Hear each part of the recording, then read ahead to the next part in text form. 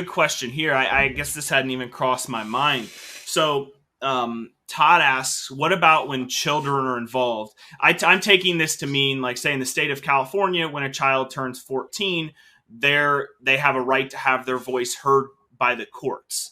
Going through the collaborative divorce process, say they have older children, 12, 14, 16 even younger year olds. children, we get their voice though. So so the true collaborative process has a child specialist and a financial neutral. If you get the full collaborative process, you can choose which of those that you want, those extra people, but you have to have the two attorneys.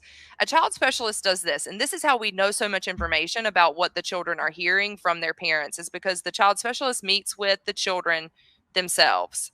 And due to confidentiality issues and other things, the children understand that because they're minors, their parents are entitled to have most of that information.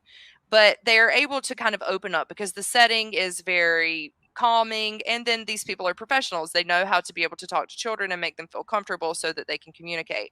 And they're not asking them direct questions. It's just in general conversation, and then things will come out. A lot of things have come out about conversations like these children can give depicted, detailed conversations that their parents had the night before in their bedroom, where they can like regurgitate verbatim how that conversation went down. And they'll give that to the child specialist. And the child specialist just comes into the conference as the voice of the children. That's all they are. Parents are sitting there, they're negotiating back and forth. All of a sudden, the child specialist will say, what I heard you say was this, and they'll like regurgitate that conversation. The parents are like, how did you hear that? You know, because they're allowing the parents to see that how the children are affected and what the children are actually perceiving. And then they can talk about how the children feel about stability, how they feel about one house or another, how they feel about, and not that children need to be the decision makers, because when they're children, the adults are supposed to be the decision makers. This is just more information so that you're able to make a decision.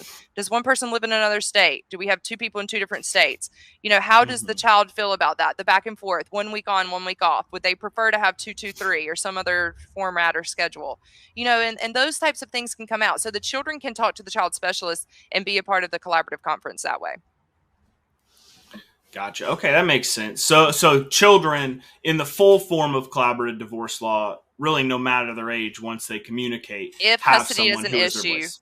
yes, if custody is an issue. If the parents come in agreeing, obviously, why are the children going to have to meet with somebody?